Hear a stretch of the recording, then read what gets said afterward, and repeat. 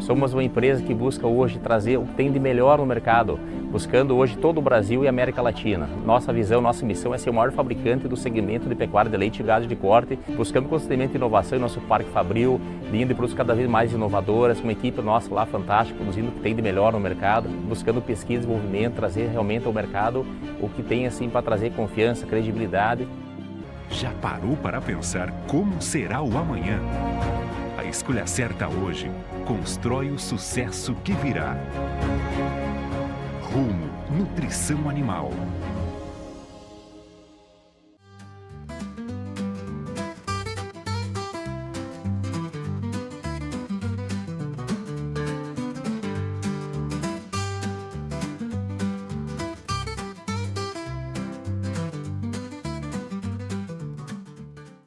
Boa noite.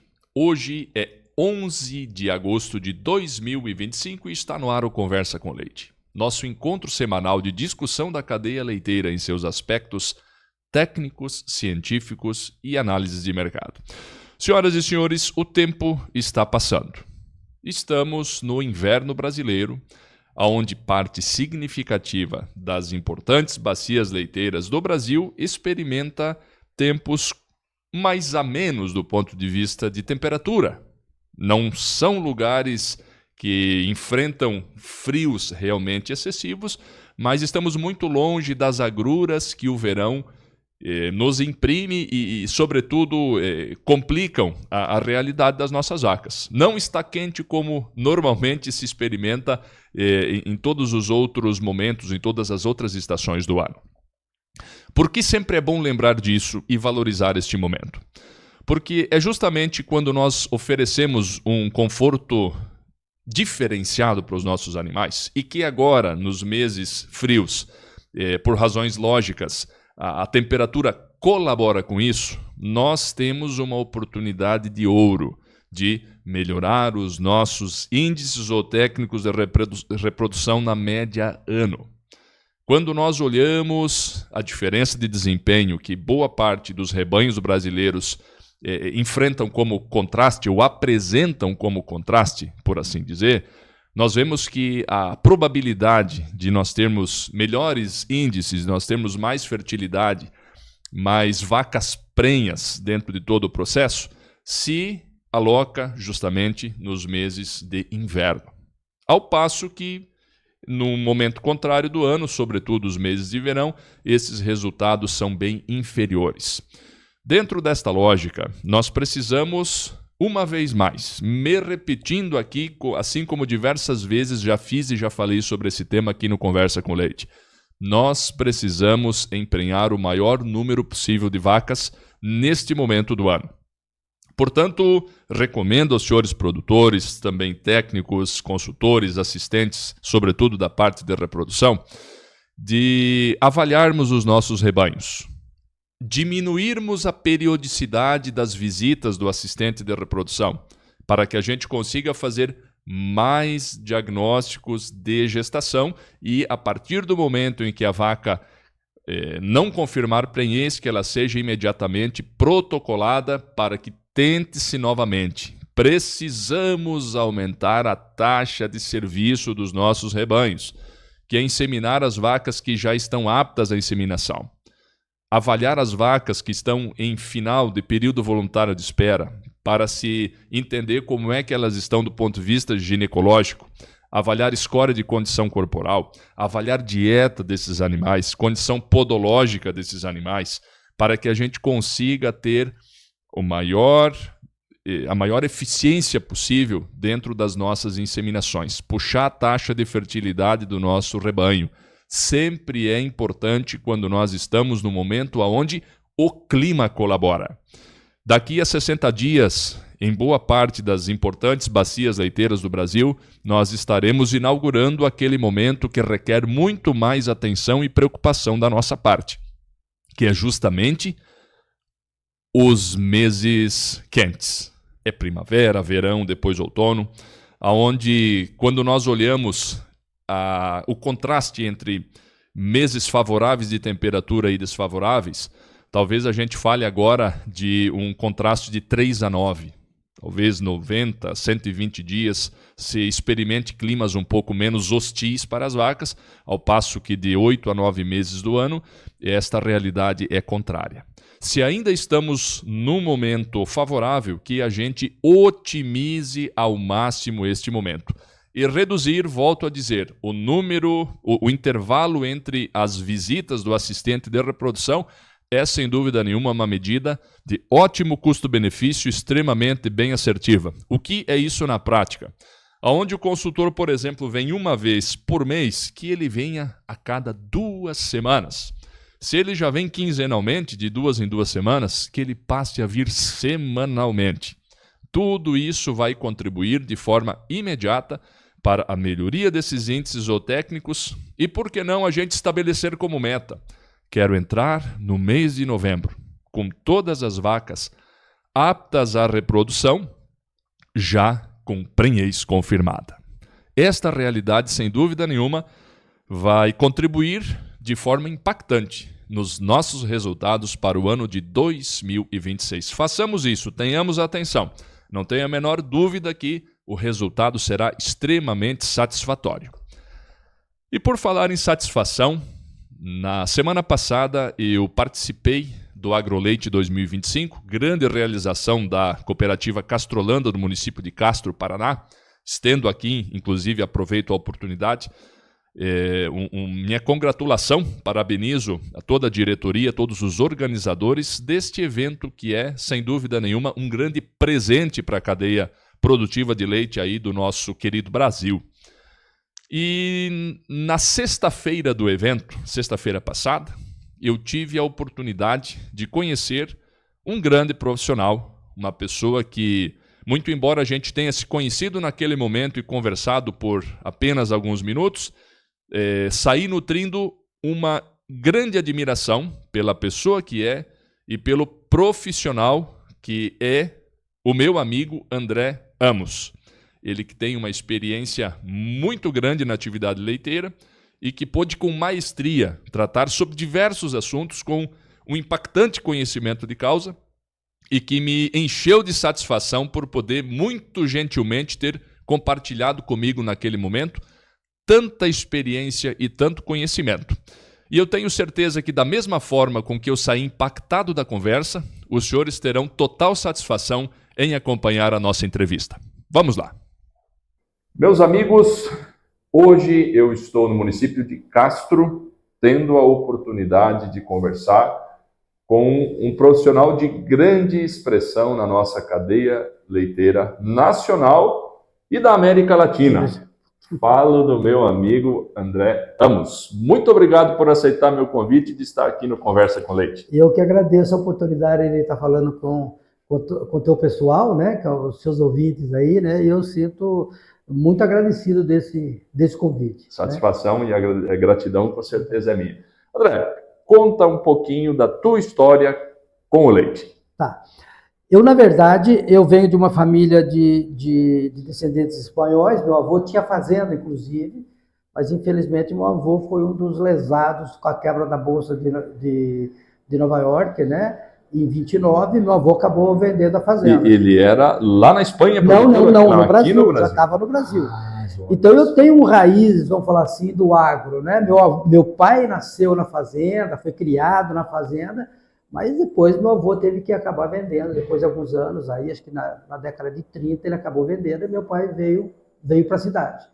E eu sou um cara urbano, eu sou uma pessoa urbana, né? Então, eu fui criado no ambiente urbano.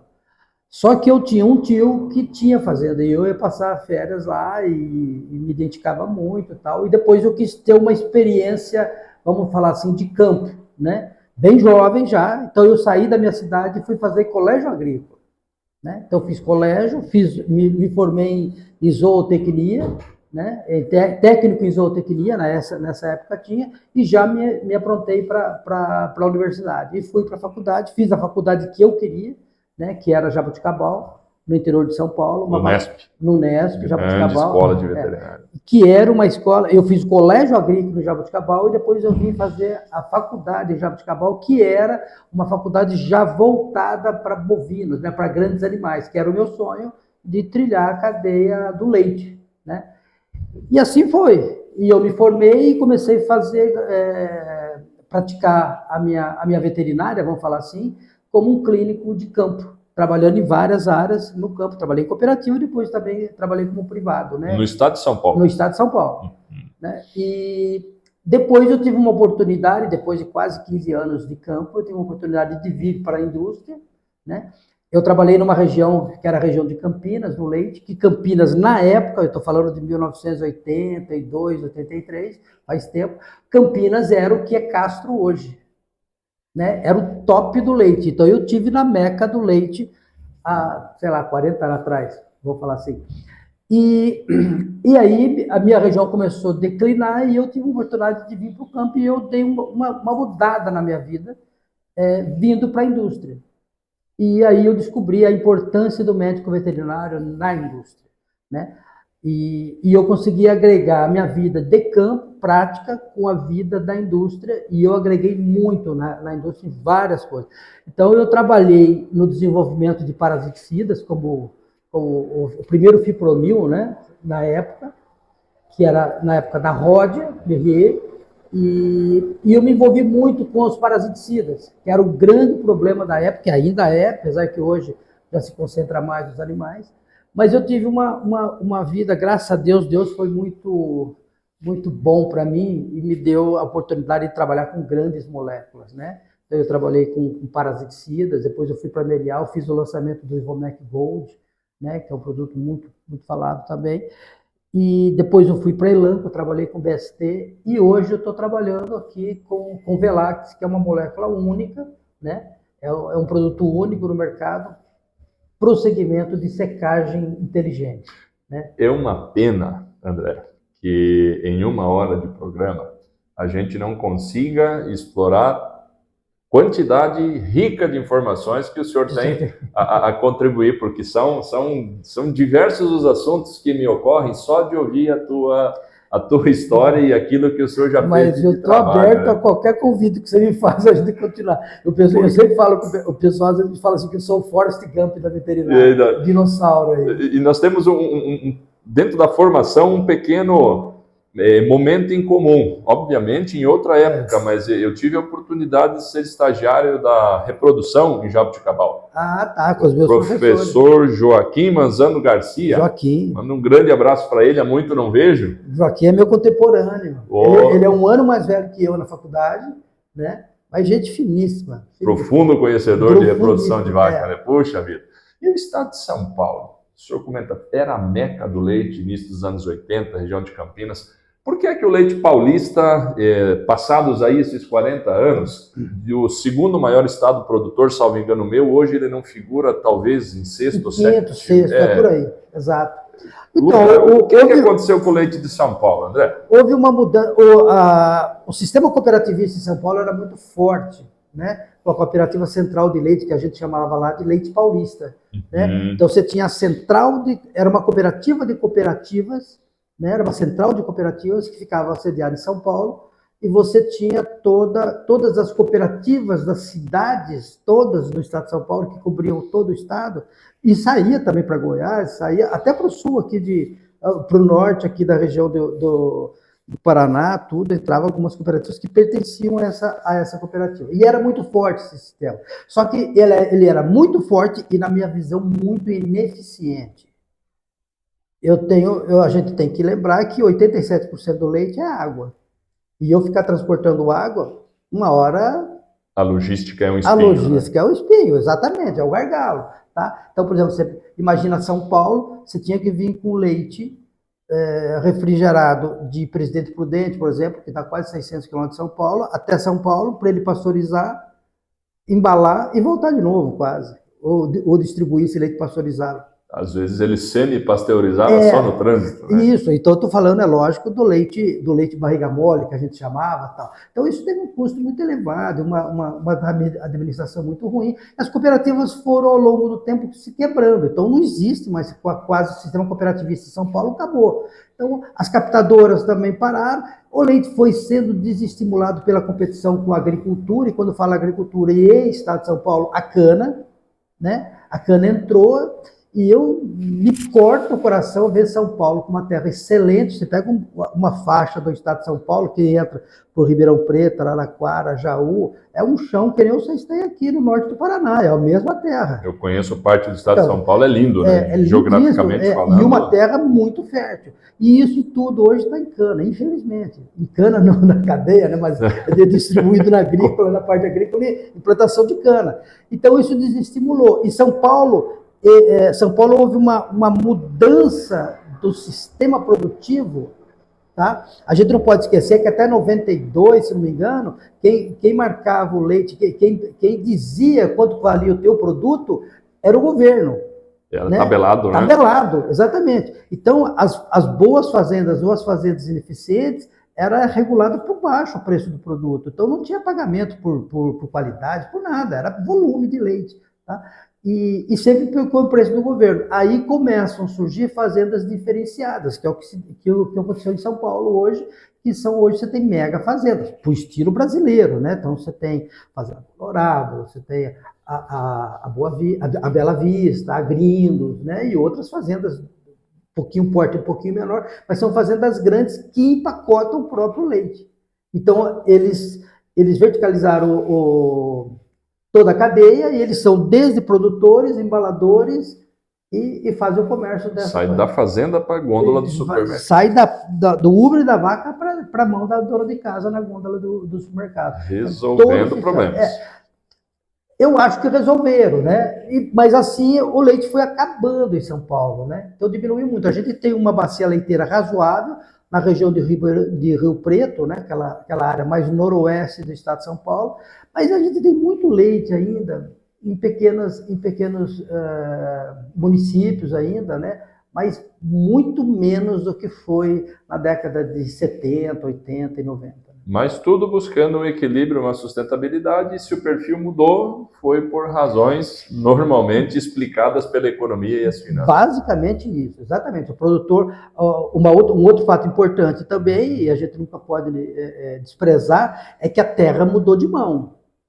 Né? A gente quem estava na mão nessa época eram os produtores mais antigos, eram produtores que não tinham uma formação universitária, toda aquela parte educacional, vamos falar assim, e esses produtores criaram filhos que são hoje profissionais liberais, então tem uma visão mais empresarial do business, do negócio, tá? E esse pessoal uma hora balanceou e falou, gente, ou a gente muda de atividade ou a gente quebra, né? E aí saíram do leite e vieram, e outros foram para o leite, pisaram fundo no acelerador do leite e fizeram fazendas grandes, né? A adoção de tecnologia, pensando em um gestor hoje que tem uma formação universitária, não digo uma formação de vivência superior à geração anterior, mas que hoje tem uma visão tecnológica ou aberto a entender tecnologia e aplicar tecnologia de uma forma superior à que tinha a geração anterior. Realmente é o divisor de águas? A fazenda usar o que tem de melhor e que se encaixe na sua realidade? Quem faz isso ou deixa de fazer ou faz parcialmente isso fica para trás? Fica. Eu acho que isso, você usou a palavra certa, é o divisor de águas. É o que separa os homens dos meninos, né? Vamos falar assim, na linguagem mais campeira.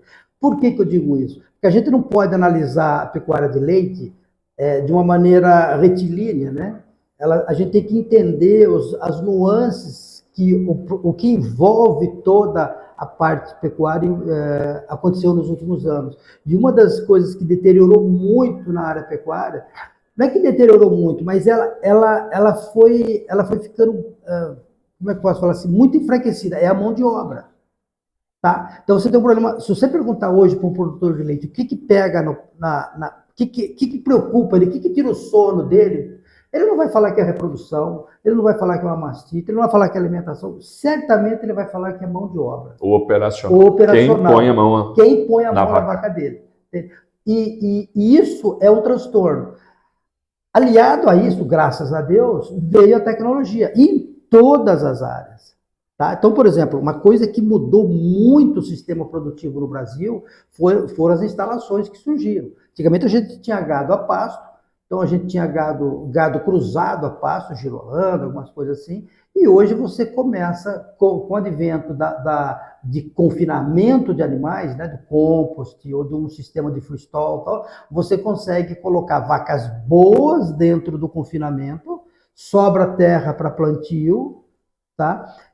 Você não tem problemas como a gente tinha muito antigamente, que é problema de carrapato, por exemplo, da parte parasitária. Esse problema praticamente está super controlado. E hoje você tem todo um sistema, em muitas fazendas, do gado totalmente confinado. Ou seja, nasce a bezerrinha, fica numa gaiola, ela vai para uma coletiva, passa por alguns piquetes e, de repente, ela já entra no confinamento do freestall e ela nunca pisou num pasto. Tá? Tudo isso com ambiência, tá? Porque aí também veio o pessoal do conforto animal falar, mas as vacas deixaram de ser vacas. Não, pera lá, já fizeram estudos onde você coloca a vaca para duas posições. Ou ela vai a pasto, ou ela entra num sistema confinado, como é que fala? Com ambiência. E a vaca, ela opta por esse daqui, ela não quer ir tomar sol, não. Entende? E os índices zootécnicos delas mostram isso, que elas estão melhores lá. Então, e elas ficam melhores, elas respondem melhor. Eu sempre falo que vaca fala. A gente só tem que entender a linguagem dela. Mas se você deixar, ela te fala, olha, eu prefiro isso daqui. Então, houve um entendimento melhor do criador em relação a isso e investimento também dele. Só que a vaca lhe dá retorno financeiro para isso daí. Então, as tecnologias vieram em todos os sentidos. Né? Então você tem tecnologia hoje de marcação de todos os dados da fazenda, onde você pode analisar números e saber quais são suas vacas piores, o que você deve fazer para elas, como é que você deve trabalhar essas vacas, tudo. Tá? Então a grande mudança que eu vejo no Brasil é essa entrada de tecnologias. E a gente começa a ter como é que fala? Uma visão de rebanho, de população e não de indivíduos. Tá? Então, quando a gente cria... Porque é o que acontece na avicultura, é o que acontece no suíno, e hoje está chegando no bovino. O pessoal do bovino, do suíno e da aves, eles fazem conta com 3 casas para trás da vírgula. A gente ainda tem muita gente que não faz nem a conta, né? Mas a gente já está fazendo na primeira casa, né? Então, isso é uma coisa muito importante, né? Como eu comentei anteriormente, em off aqui, eu trabalhei no México e as fazendas mexicanas é basicamente isso daí, é número, né? E visão preventiva de rebanho. E é isso que está chegando no Brasil hoje. Tanto que isso é real, que hoje a gente está seguindo o mesmo modelo mundial, as fazendas estão diminuindo, o número de vacas está caindo e a produção está aumentando. Tá? Ou seja, só tem um jeito de acontecer isso, é aumento de tecnologia, você está trabalhando com vacas melhores. O melhoramento genético, essa última década, que é uma outra principalmente, deu um grande impulso. Salto. E a parte de tecnologias envolvendo medicamentos, fármacos, a nutrição propriamente dita, vai precisar correr atrás para conseguir entregar o que essa vaca demanda, né? Sim. O senhor, na condição de um profissional com muita experiência, um dos precursores do uso do BST no Brasil, voltando um pouco ao tempo histórico onde isso se deu, as propriedades que aderiram de uma forma coerente, usaram BST, tendo condições gerais para isso, elas realmente largaram e permanecem na frente daquelas que acabaram, de certa forma, olhando com olhos de preconceito e não abraçando?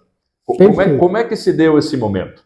Nós temos um produto hoje dentro da empresa e eu trabalho muito e eu resgato muito exatamente esse fato. Por quê? Porque nós estamos com um produto único numa área que ninguém observava, tá? E de alta tecnologia. Como foi o BST na época? Como foi o BST na época. Entendi, tá? entendi. Existia uma correlação imediata com tanto a realidade que de hoje. A ação dos dois, praticamente, é muito próxima, né? Tudo acontece na hipótese anterior, né? Como o BST lá atrás. O BST veio, eu sempre falo assim, eu comentei agora aqui, que Deus foi muito bom para mim, né? Ele permitiu que eu trabalhasse no acelerador uns anos, né? Vários anos com o acelerador, que é o BST, e hoje ele me está dando break. Para você pra frear quando precisa. Sim, por quê? Porque quando eu trabalhava com o BST, eu cansei de ir para fazendas boas e fazendas, né, de todo jeito, e o produtor falava assim, olha, seu produto não é ruim, cara, mas ele me traz problema. Mas qual é o problema teu?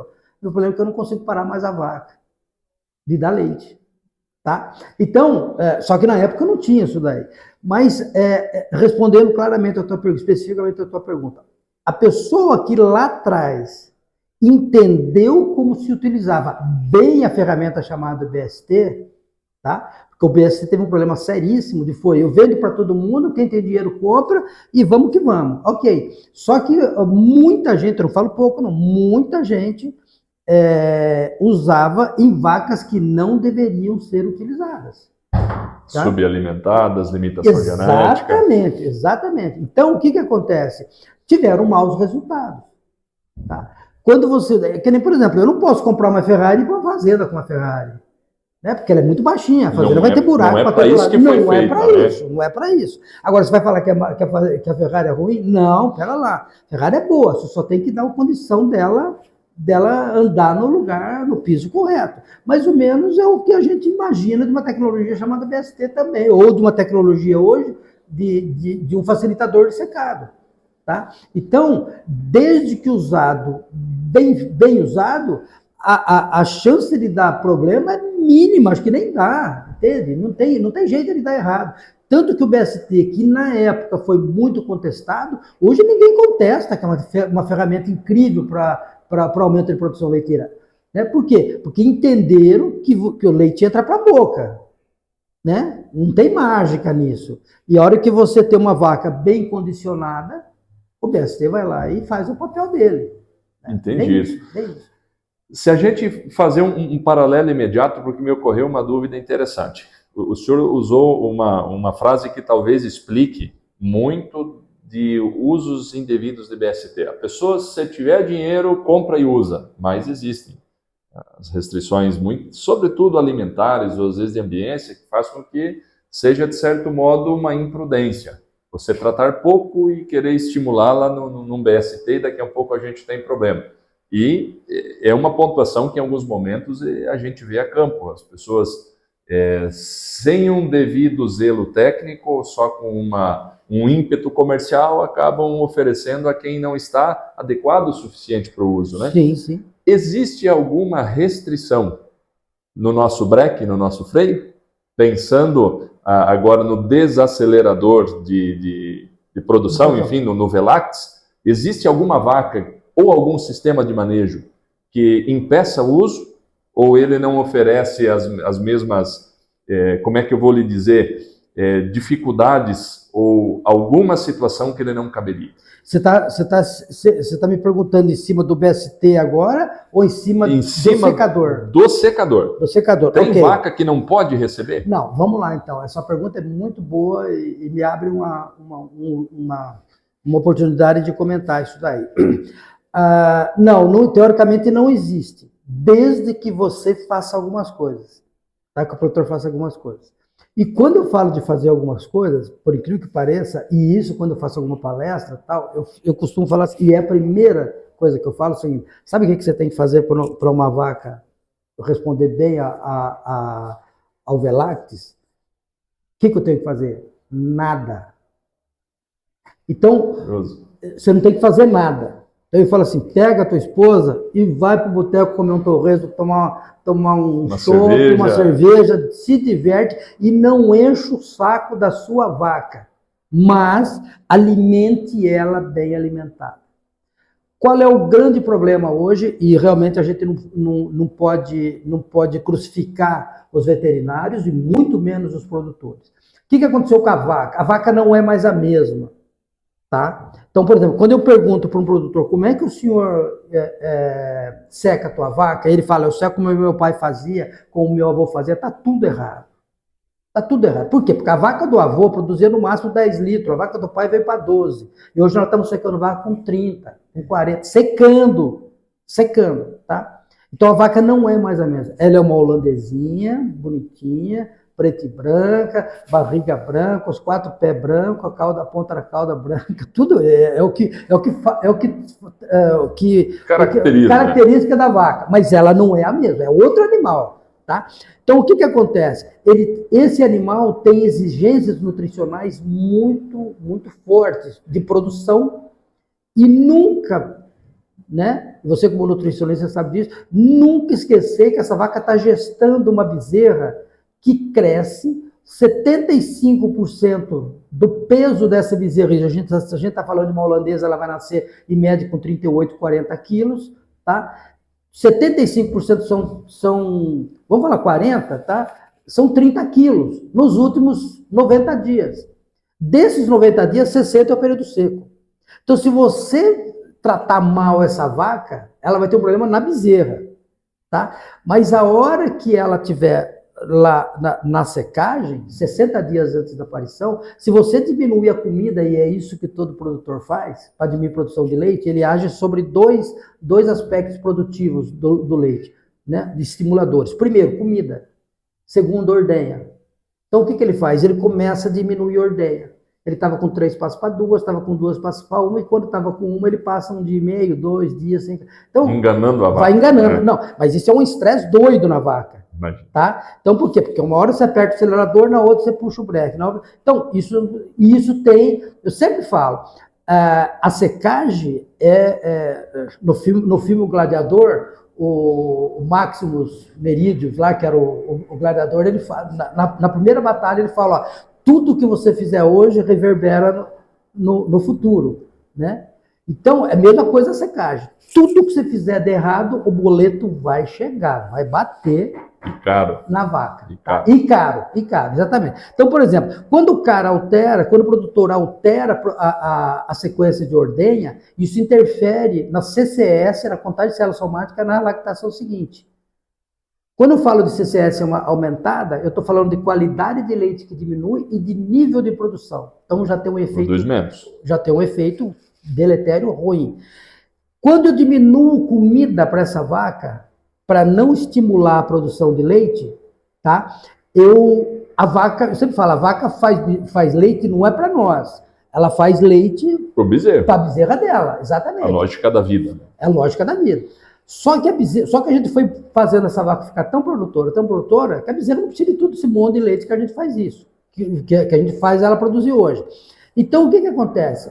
Se você bloqueia o combustível de produção de leite, que é a comida, ela começa a queimar gordura, tá? Para transformar em energia, e essa energia aumentar a produção de leite, para ela manter a produção de leite. Mas você diminui, só que essa diminuição pela queima de gordura, você começa a produzir algumas coisas que a gente chama de lixo, eu chamo de lixo bioquímico, que vai desenvolver algumas patologias. Uma delas chama cetose. O fígado começa a reclamar. Exatamente. Tá? A cetose não é uma coisa para acontecer na hora da secagem da vaca. Ela é mais comum nas semanas, no período da semana anteriores, os dias anteriores ou depois do parto.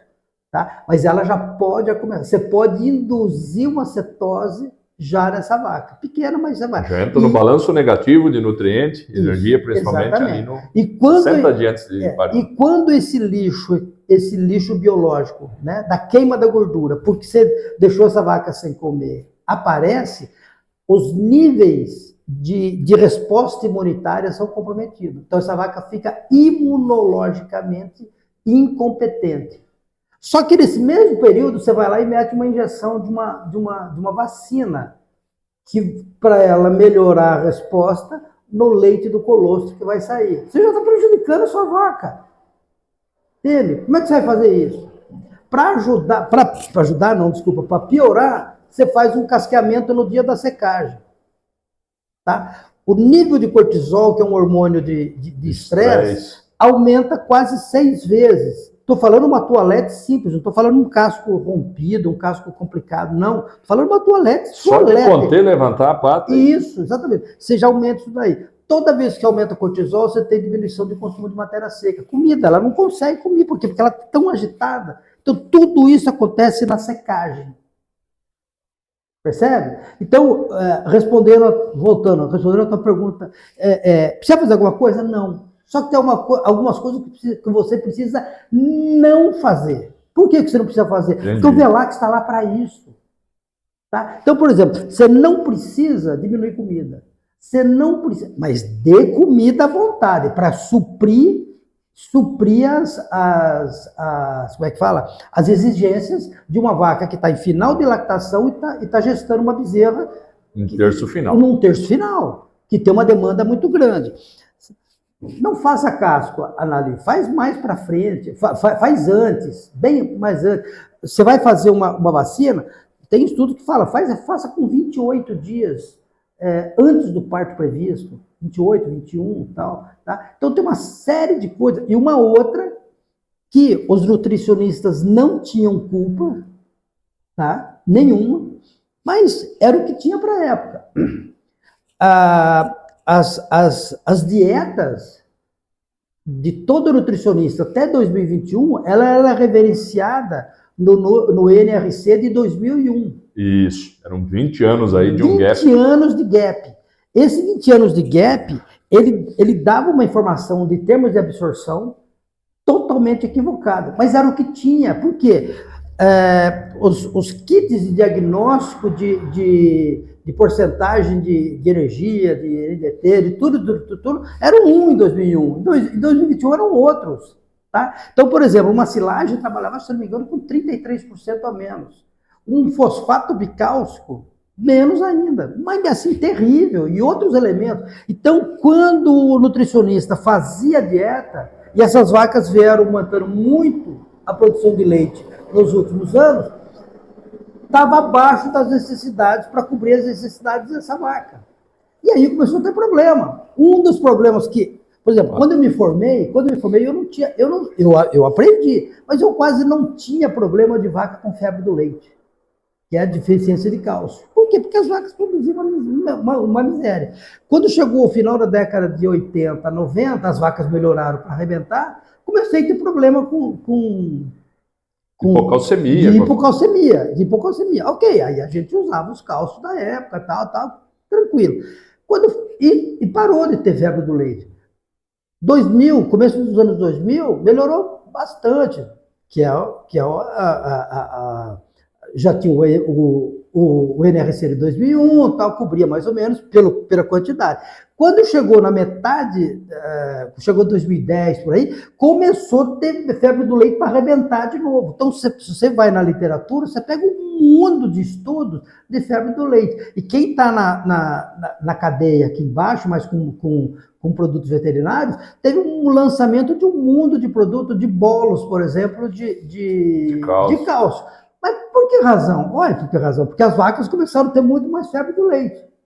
Agora, tá? Então tem um monte de... Então, uma coisa veio cobrindo as deficiências de coisa. Então, agora eu acho que vai diminuir o número de febre do leite por esse novo NRC. E isso atrapalhou nos primeiros 7 anos do Velactis. Por quê? Porque algumas vacas tinham deficiência de cálcio. Estavam subalimentadas já. Mas era subalimentação, mais os manejos deficientes. Então, respondendo a tua pergunta assim no talo, tem algum inconveniente? Não. Desde que a vaca esteja bem alimentada e você não provoque situações de diminuição de consumo de matéria seca, tranquilo. As coisas caminham bem. As coisas caminham muito bem. Permite Eu só quis pontuar para você algumas desses manejos equivocados. Permite que a nutrição esteja para o lote de secagem proporcional ao que ela está produzindo. Exatamente. Nutrição para 30, 35 litros, a vaca performando 30. E ela vai realmente de uma hora para outra secar a sua produtividade. A gente não pode... A gente tem que entender o seguinte... E eu me reporto principalmente ao cálcio, tá? Porque é um elemento mineral que está muito influenciado nesses momentos de secagem e parto, tá? E é mais ou menos comum você ter uma diminuição da quantidade de cálcio disponível fisiologicamente, porque para a vaca parar, você secou ela, fisiológico, não tem VLAC. Você secou ela, demora uns 3, 4 dias até ela entender, o sistema entender, ela está com desse tamanho, para o hipotálamo pegar, avisar a hipófise, ela para de produzir prolactina, aí a prolactina para. Quando a prolactina para, ela dá uma diminuída na reabsorção de cálcio. Isso é fisiológico. Tá? Tem um estudo agora bem recente, que eu digo que você lê, se você quiser depois eu te mando. Quero. Tá bom, então eu vou te mandar. E tudo que você aprendeu na tua carreira como técnico, você joga tudo no lixo em relação à febre do leite. Por quê? Porque é uma coisa, eu já li esse trabalho acho que umas 15 vezes. Tá? Ele é fantástico, Tá? Por quê? Porque ele dá um outro entendimento à deficiência do cálcio momentânea, tá? Para explicar todos os eventos que acontecem naquele período. Tá? Então, mas ele é fisiológico que tem uma deficiência momentânea, quando eu falo momentânea, de 8, 12 horas de cálcio, que não interfere em nada, que não é para interferir em nada, desde que a vaca esteja bem alimentada com as suas necessidades supridas. Vamos imaginar o seguinte, André, que toda a tecnologia falando de uma dieta com diferença cation-iônica negativa e 1000 equivalentes negativos da relação aí do cloro e enxofre contra sódio e potássio. Isso aí para que a gente, de uma forma extrínseca, faça uma leve acidose metabólica e que o mecanismo da reabsorção do cálcio esteja ativo e os hormônios não faltem na hora que a vaca parir. Existe alguma coisa nova nesse sentido, uma vez que eu usei o Velax para secar? Diminui a importância de um DQED negativo durante um pré-parto ou não chega a reverberar até a aparição da vaca, o efeito dele, mexendo um pouco no clássico que a gente conhece? Tá, eu vou falar uma coisa agora. Eu já estou com 70, eu estou na ponta da minha carreira, né? Mas eu vou falar um negócio para você agora, daqui uns anos você vai falar assim, nossa, aquele cara, aquele velhinho lá falou um negócio e aconteceu. Então, antes de responder para você, eu vou perguntar para você, vaca gosta de comer ração aniônica? Nem um pouco. Nem um pouco. O cheiro não é bom, o gosto tudo é menos ruim, ainda. Ruim, se você perguntar para as fábricas de ração se elas gostam de produzir, elas não gostam, mas todo mundo tem que estar lá. Então, vamos lá. Começamos por isso aí, guarda essa informação. Quando a gente fez todos os estudos de segurança, é uma pancada de estudos. Você imaginar. Quando você comparou vaca tratada com Velax e vaca sem tratamento, o grupo controle, tá? Não teve diferença estatística em nenhum grupo. Então, a área da reprodução, aborto, tudo que você pode pensar, mastite, tá? Tudo, elas são iguais. Com e sem Velax. Com e sem Velax, são iguais. Produção de colostro, que é uma coisa que mexe muito com a cabeça do produtor, ele acha que porque ele vai dar um produto que é para secar a vaca, vai comprometer a produção de colostro. Não, em qualidade, volume e imunoglobulina, tudo. Não tem diferença estatística. Ok. Mas teve um fato que é a febre do leite. Ou seja, as vacas tratadas com Velax tiveram estatisticamente, mas não é pouco, não, muito menos febre do leite. Tá? Do que o grupo controle. Do que o grupo controle. O que acontece? Não se sabe por quê, mas esse é um estudo que eu acho que certamente vai acontecer agora. A academia vai pegar e vai começar a tentar destrinchar isso daí. Hoje a gente tem uma alimentação de vaca. Eu não sou nutricionista, tá? Eu quero dizer bem claro.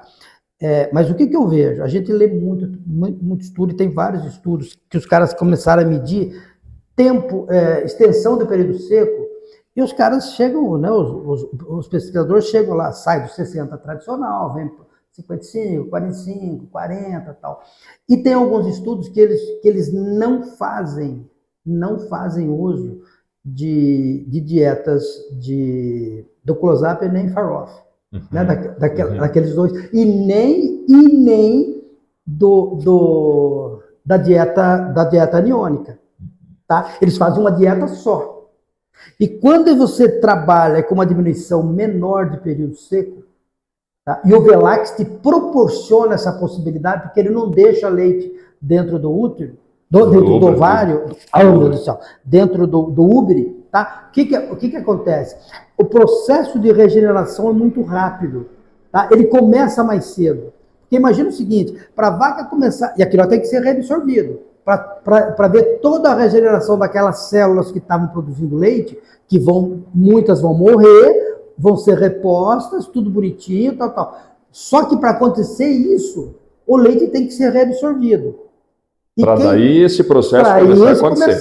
Como não tem leite lá dentro, esse início desse processo é muito mais rápido. Essa reabsorção de leite ela acontece num curto num espaço de tempo menor com o Velax do que fisiologicamente sem ele. E com uma vantagem para a vaca.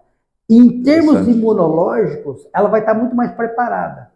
Porque na vaca normal sem Velax, quem faz essa reabsorção são células da linhagem branca, ou seja, células de defesa. Então a célula sai da defesa e vem a reabsorver esse leite. A parte sólida do leite, então caseína, que é a proteína do leite, a lactose, que é o açúcar, a gordura, esses negócios todos, e ela vem, são células grandes, são os macrófagos, né? Então sai da defesa. No que sai da defesa, essa vaca está imunologicamente incompetente.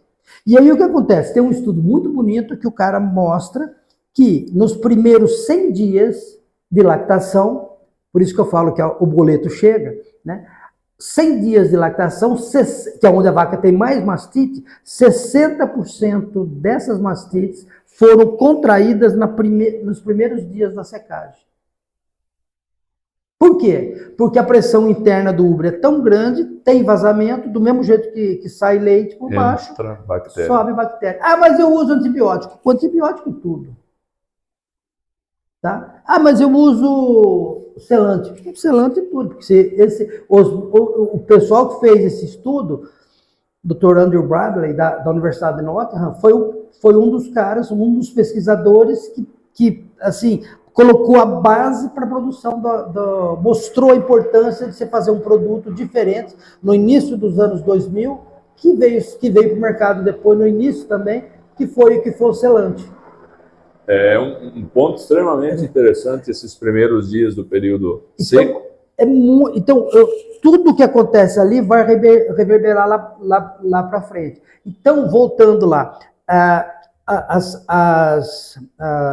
é uma tendência hoje das fazendas dar uma diminuição no período seco. Ah, mas isso compromete a vaca? Depende, tem gente fazendo sem Velax, só que a vaca está sofrendo. Com Velax, tranquilão. Agora, você não precisa fazer muito, né? Se você descer de 60 para 53 uma semana ou para 50, perfeito. Agora, o Velax te dá isso, por quê? Porque o Velax não deixa um mínimo de leite e essa reabsorção é muito rápida. Então, começa mais cedo. Mais cedo. Então, você tem um comprometimento imunológico melhorado nessa vaca do Velax, tá? Inicialmente com células de defesa mesmo, macrófago, tal, e até uns 4 dias, e de 4 para frente, com uma substância que a própria vaca produz, chamada lactoferrina, que ela compete com o ferro, né? E o ferro, esse mineral ferro, ele é muito importante no metabolismo de gram-negativo, bactérias gram-negativas, tá? Então, que vai até uns 12 dias, mais ou menos, muito mais elevado a lactoferrina. Então, há uma proteção desse úbere muito maior com a vaca que usa Velax. Então, você pode diminuir o teu período seco, ganhando mais uns dias de lactação, tá? Então, imaginando, por exemplo, você vai secar uma vaca de 20 litros, tá? Se você sair dos 60 e vir para 7 dias, você faz uma tua secagem toda segunda-feira, se ia fazer hoje, você vai fazer só a semana que vem. Então, são 7 dias, uma vaca de 120, ela já produziu para você 140 litros. Percebe? É dinheiro. Dinheiro por vaca. 140 litros, você já pagou o produto e já sobrou uma quirela no bolso aí. Meu amigo, alguma diferença existe se porventura eu esteja secando essa vaca com alguma mastite subclínica e entre usar ou não usar Velax, ou nessa seara ele não teria uma influência ou alguma contraindicação? Tá. Estou secando uma vaca com 700 mil de CCS, Tá. contra uma de 200 mil, que teoricamente não teria nenhuma infecção.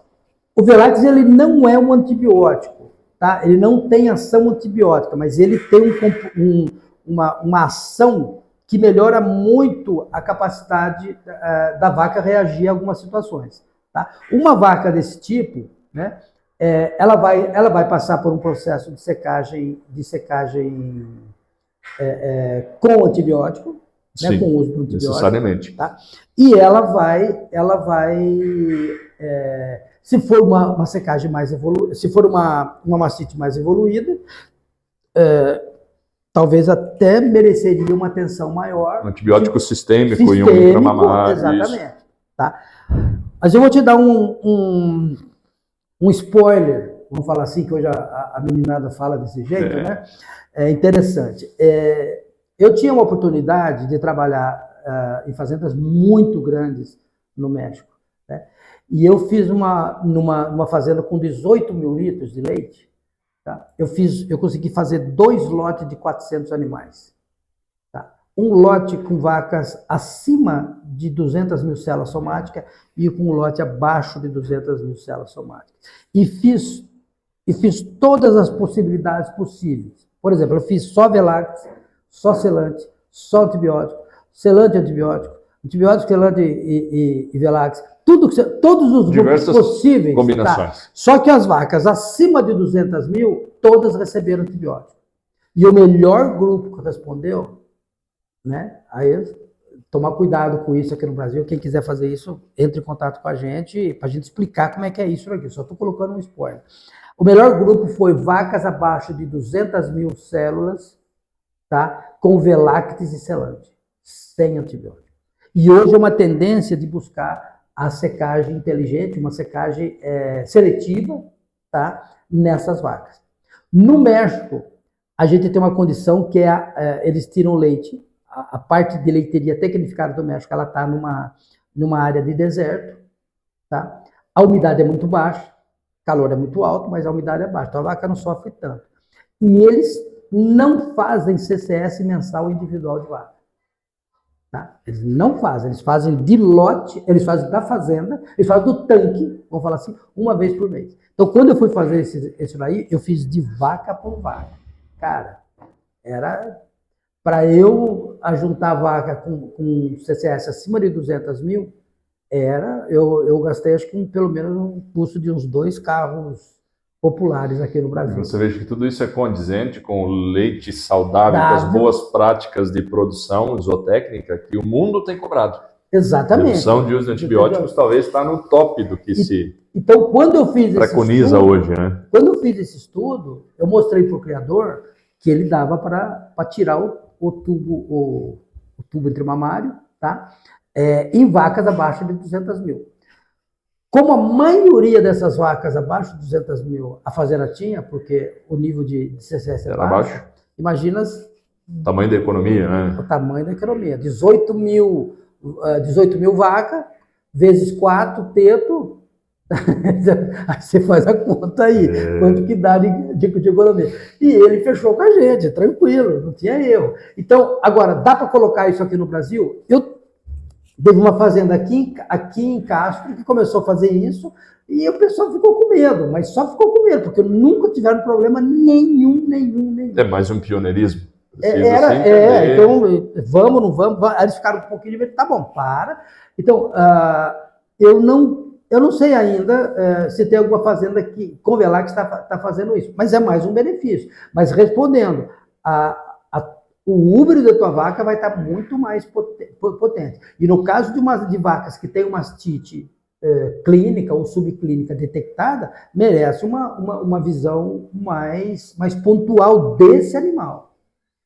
André, o senhor hoje Me contou a tua idade, 70 anos. Setentinha. Quando o senhor estiver comemorando os 80, daqui a 10 anos, com Deus muita quiser. saúde, vigor e disposição, tal qual hoje o senhor está, como é que vai estar o leite?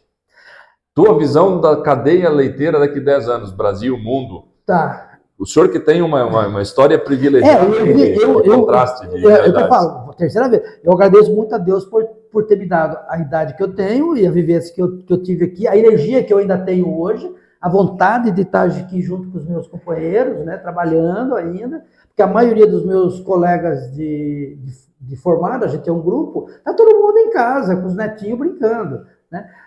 Então, eu estou na ativa, eu vou para as fazendas, vamos trabalhar, vamos fazer coisas, reúno com o pessoal, faço palestras, esse negócio todo. Eu estou numa vida muito intensa ainda, para a minha idade já, né? E não vou parar mesmo. Mas o que eu mais sinto, me dá vontade às vezes até falar, não é possível, Deus, me dá mais uns 30, não é possível. Né? Não, porque eu venho para cá, eu fui ontem aqui conversar com um amigo aqui da Romina, com o Laerte, né? Vendo a aparelhagem deles, falando, coisa de doido, cara. Eu queria ter isso. Eu lembro de uma fazenda que eu trabalhei muitos anos em Campinas, e eu comecei a trabalhar nas fazendas em 83, e quando foi em 2003, 20 anos eu fiquei nessa fazenda, 20 anos nessa fazenda. E aí ela parou porque a cidade cresceu e abraçou a fazenda.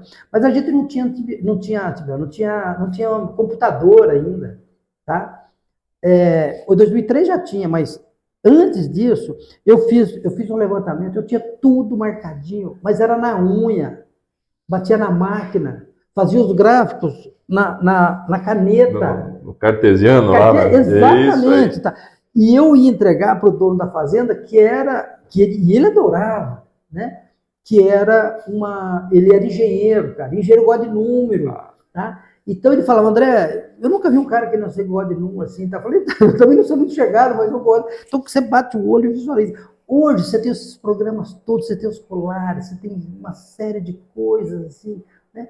Coisa fantástica, né? Então, o mundo vai estar bem melhor, eu acho, do leite para a vaca e para nós, sem dúvida nenhuma, porque as tecnologias estão aí, tá? Então, está chegando agora a inteligência artificial, eu só espero que a meninada nova continue pensando. Eu inventei um verbo que chama muletar, né? Você está na muleta, né? Você só fica apoio. Porque você não para de pensar, cara. Nós não podemos parar de pensar. Porque se hoje você coloca uma coisa na IA, ela te dá a resposta. Mas se você não pensou nada, quem pensou foi ela. Tá? Então você tomar muito cuidado com isso daí, porque senão a gente vai parar de pensar. Vai atrofiar o cérebro. Vai atrofiar o cérebro. Entende? Nós que somos de uma outra época, eu falo que era uma época que você não tinha muito recurso, o recurso que você se desenvolve é a tua cabeça, o teu raciocínio lógico, tá? Então você crescia.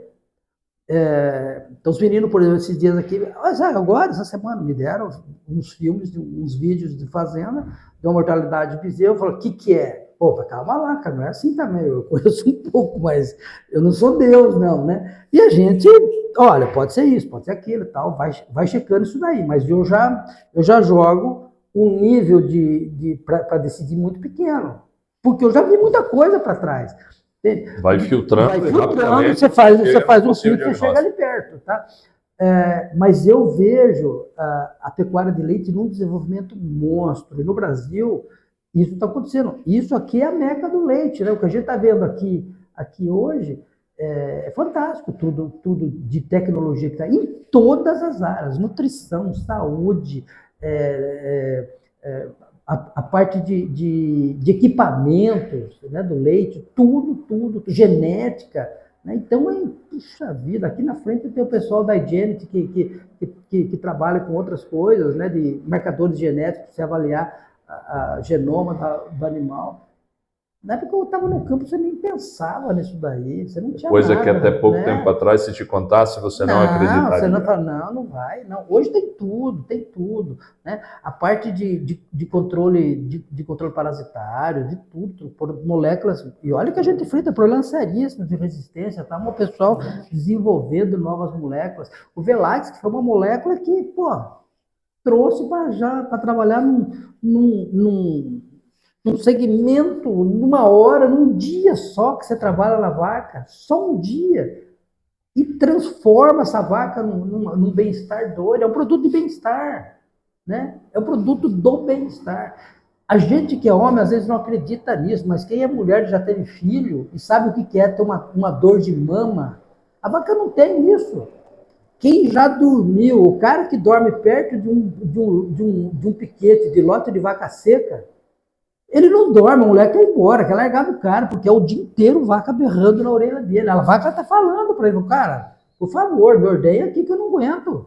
Dói. Então, é bem-estar puro, na veia mesmo. Né? Meu amigo, tem muita coisa por acontecer, mas nós já estamos numa evolução nunca vista. Né?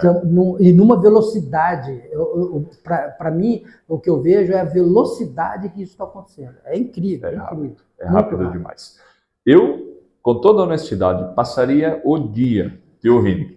Aprendi demais, eu tenho certeza que todo o nosso público do Conversa com Leite também, mas dava a hora e eu sei da agenda do amigo que é concorrida. Não, tranquilo. Deixa uma mensagem final para os produtores e técnicos que nos acompanham. Ok, gente, a melhor coisa do mundo é viver, e viver bem. E as vacas têm a mesma necessidade que a gente tem, né? As vacas são companheiras nossas. Eu costumo falar que a vaca domesticou o homem, porque o dia que ele teve que ficar do lado da vaca e ele cercou essa vaca para ela não fugir, ela não ser comida pelos predadores, ele ficou dentro desse cercado também. Então, o homem não domesticou a vaca que domesticou o homem de maneira indireta por conta disso. Então, vamos tratá-la bem, vamos cuidar dela com a atenção que ela merece, em todos os níveis, né? Nutricional, de sanidade. A gente tem o Velax hoje, que é uma ferramenta muito importante de bem-estar, né? A própria ambiência, a gente está num país tropical, né? Tudo bem, é abençoado por Deus, bonito por natureza, mas a temperatura é alta, gente. E essas vacas não têm a capacidade de se aprimorar, porque elas têm origem lá na Holanda, principalmente, né? As vacas europeias. E lá o calor não é tão intenso quanto aqui. E a gente perde muito de produção, porque ela está num ambiente mais quente. Se a gente controlar isso aí também, é conforto, é bem-estar, é tudo isso. E a gente, como a gente conversou aqui, a tecnologia está numa velocidade doida. Vamos avaliar, lógico, sempre avaliar a viabilidade da tecnologia e vamos implementar, porque a gente vai, sem dúvida nenhuma, a vaca vai responder. É o melhor bicho do mundo, é o bicho mais lindo. Para mim né? O bicho mais lindo do mundo, né? E quem mexe com vaca sabe disso. Isso é um vício que a gente tem, é um vício bom, né? Lógico, né? Mas é uma coisa muito interessante. Então, a mensagem que eu digo para vocês é o seguinte: trabalhem bem o teu animal, que vocês vão ter um retorno muito legal financeiro por conta disso. Então, não tenha dúvida, volta para vocês, só coisa boa também. Mas é isso.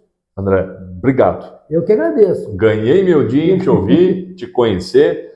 E Deus abençoe muito. Obrigado. O senhor já contribuiu demais com a cadeia leiteira do Brasil e ainda tem muito a contribuir. Se Deus quiser. Muita saúde e sucesso. Para vocês também. Gente, um abraço.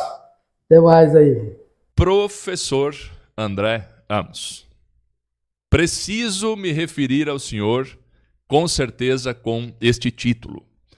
Porque tudo que o senhor me disse e que está aqui exposto no nosso programa, sem dúvida nenhuma foram aprendizados, foram aulas, foram informações que realmente a gente precisa introspectar. Precisamos refletir em boa parte do que o senhor disse e aplicar na prática e muitas vezes nos analisar como profissionais, como produtores, como consultores, para que a gente possa cada vez mais ter esse senso de contribuição com a cadeia leiteira. Sempre na expectativa de construir dias melhores e maximizando muito daquilo que foi dito, no compromisso maior que é a nossa atividade leiteira para com o mundo.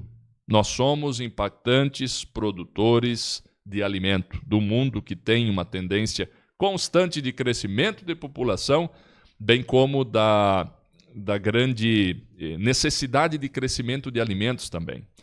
Então, a dedicação de toda uma história de sucesso, de trabalho, de compromisso e que quer a cada manhã um algo mais. Quer continuar crescendo, continuar contribuindo e fazendo o seu melhor. Talvez esse seja o grande legado que a gente tem a deixar para a nossa família, nossos filhos, nossos netos, para aqueles que conosco convivem. Porque a partir do momento em que nós encontramos um profissional que já tanto contribuiu com a cadeia leiteira e que dia após dia nutre a expectativa de continuar contribuindo, é com esta energia, com esta positividade que nós precisamos continuar fazendo o nosso papel, sempre reforçando que isso vai muito além do que lá no final do mês a gente pagar as nossas despesas, a gente crescer em capital, que isso realmente é importante. Mas o sentido maior disso tudo é deixar um legado de contribuição para a prosperidade e o bem-estar de toda uma população de hoje mais de 8 bilhões de seres humanos. Este é um compromisso bonito. Isto é, sem dúvida nenhuma, uma grande missão de vida para todas as pessoas que abraçam a profissão muito mais do que com as mãos, com o coração. Mais uma vez, professor André Amos, foi uma enorme satisfação e deixo aqui mais uma vez registrado a minha gratidão pelo senhor ter aceitado o nosso convite para a participação aqui no Conversa com Leite. E deixo também um especial abraço para o Marcos, que viabilizou a nossa conversa. Marcão, mais uma vez, obrigado. Fico te devendo aí esse presente que você me deu, que foi ter conhecido o André e ter podido conversar com ele. Senhoras e senhores, é de informações positivas, é de boas expectativas que a gente, em todas as oportunidades, fala do leite, que se resume o grande compromisso do Conversa com Leite. Portanto, curtam, compartilhem, se inscrevam nos nossos canais, nos ajudem a divulgar o Conversa com Leite, porque a finalidade nossa é essencialmente evoluir a nossa cadeia leiteira. As nossas empresas patrocinadoras, deixo aqui mais uma vez o meu reconhecimento e o meu muito obrigado.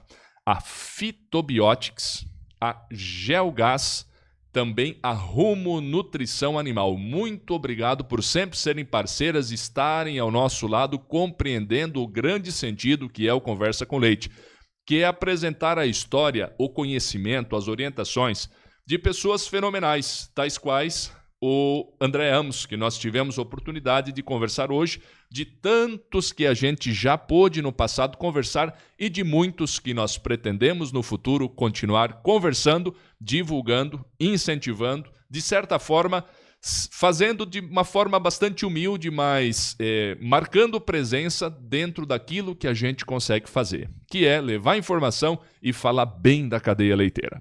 Senhoras e senhores, o programa de hoje está no fim, mas na segunda-feira que vem espero todos vocês aqui no Conversa com Leite. Um grande abraço.